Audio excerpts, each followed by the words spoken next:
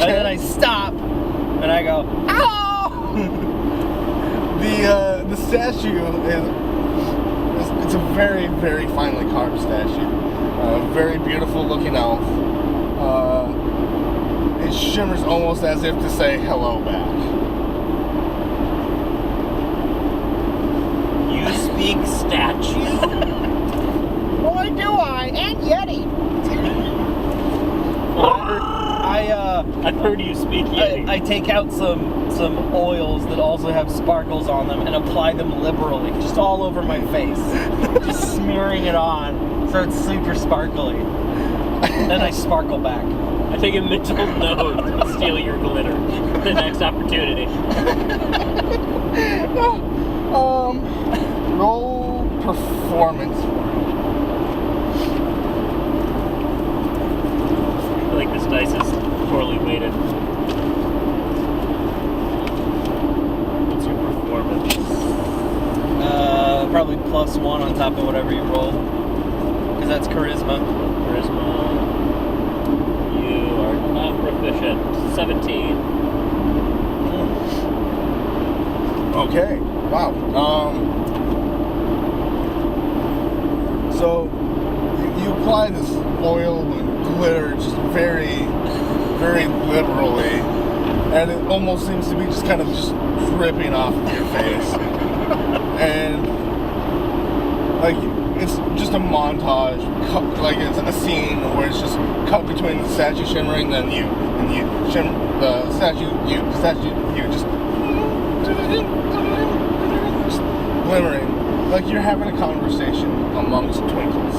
Okay.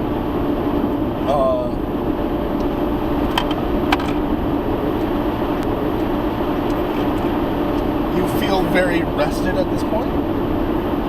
Like you've taken a long rest without having slept awake. Okay. Anything you're doing? Do I recognize the statue from Elvish lore? Roll history. Not my strong suit. Not a good roll either. 6.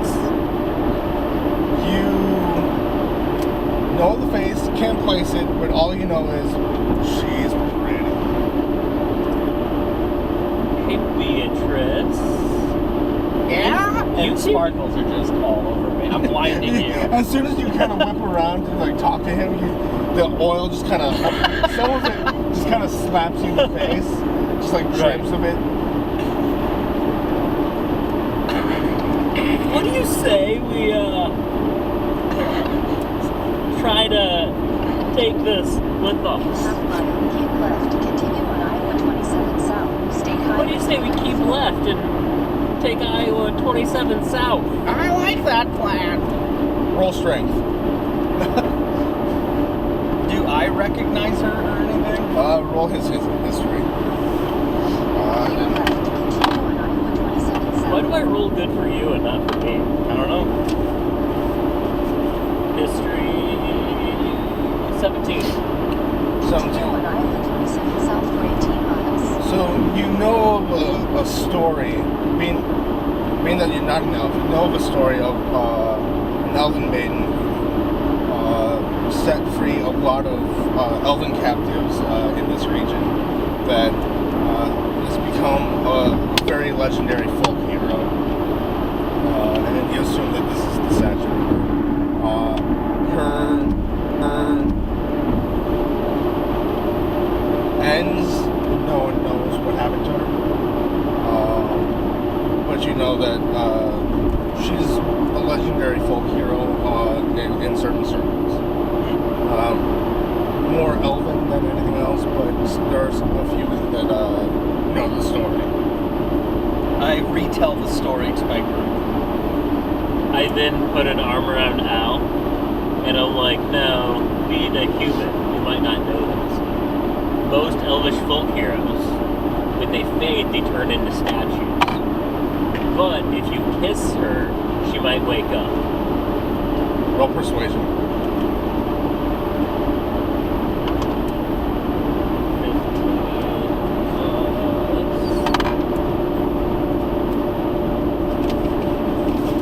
18.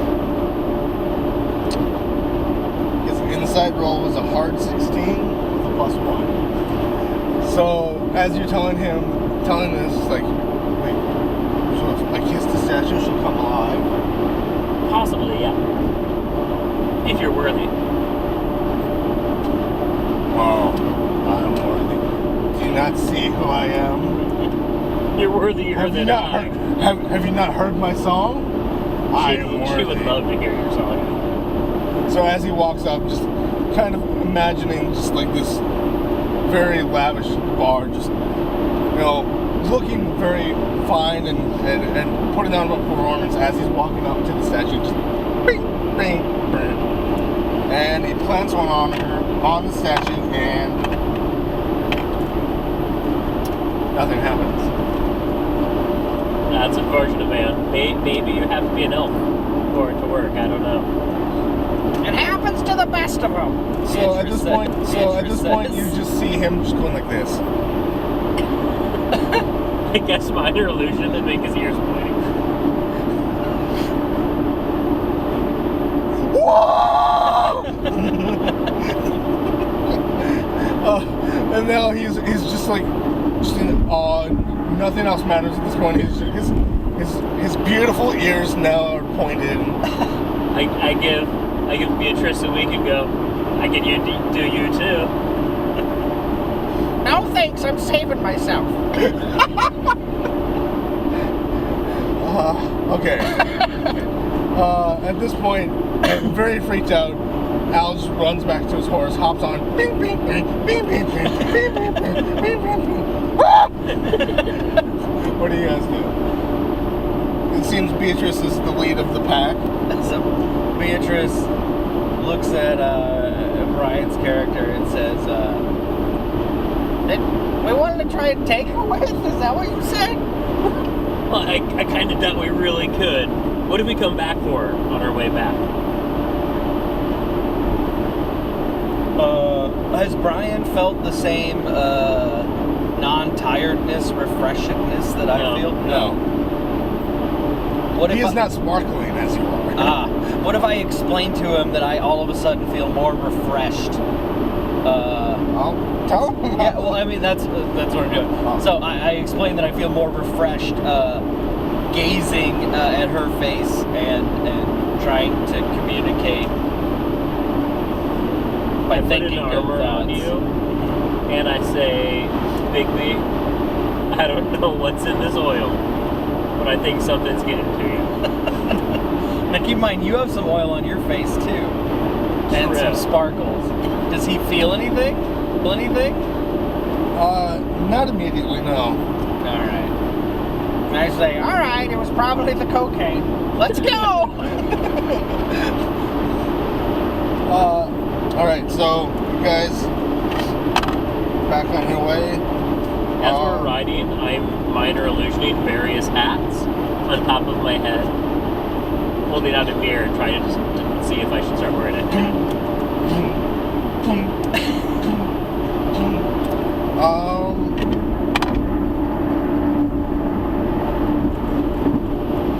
Oddly, a bowler is your suit. I take a note to look for a bowler next time I can find one. Okay.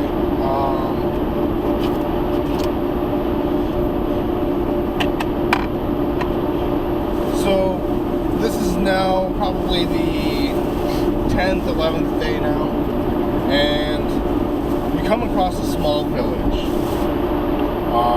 Bear in mind that your rations are probably run out.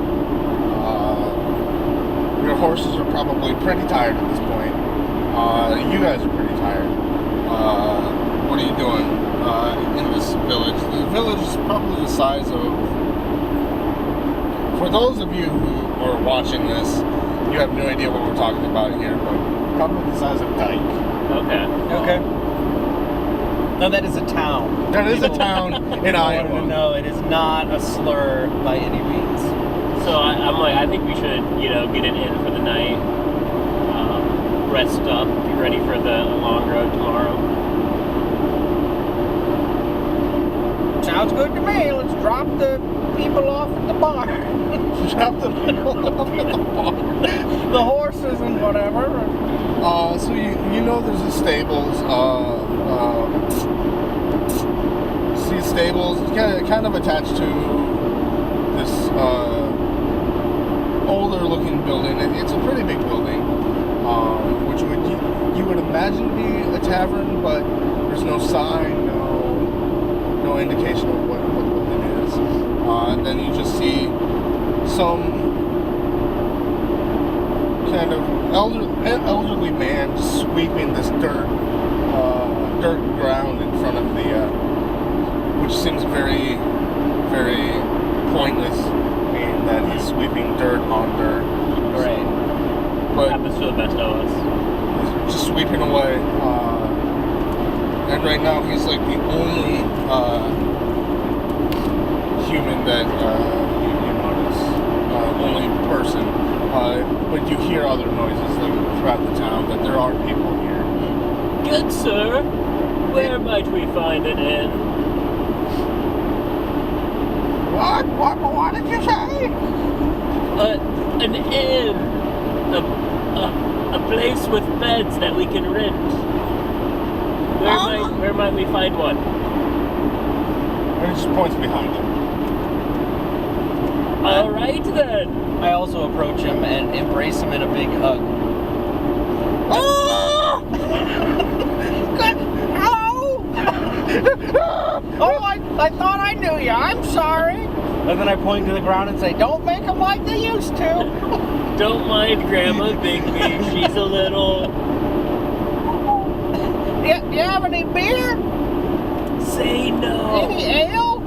Just say you're out. Whiskey? Whiskey'll do.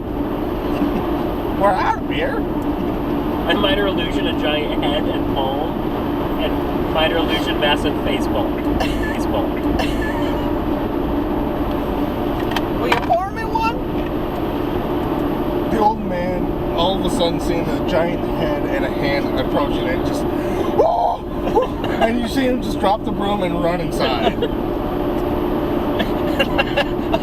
I look at Brian's hair and go, "Dad, nabbit! That's the third time you've run off the help." At this point, Forget that not everyone understands magic. At this point, Al is just playing his lute, like still on his horse, just like, why are the people not showing up for my song? This is the first village, and who knows how many miles of a ride. Maybe there's another music group inside the inn. Not. You could go As challenge talented as them me. to a duel of music. And you see the look on his face, just like, yes. And if anyone asks, tell them you're with the Lord's Alliance. It'll be a trick. The one with the Harpers. We know that. They will know He hops off his horse, grabs his lute, and in the saddlebag you see him grab a flute and something else that you're not really familiar with. And he just starts sauntering inside. Just, like you see the door that the old man had run into. Imagine like his saloon doors that swing open, and you see him just like with his lute just now strung on his back and a flute in his hand and the other instrument in his other, and just boom, doors fly open and he stands in the doorway. And he just gets smacked back by the door and sent back outside. that. Big B, we might want to help our friend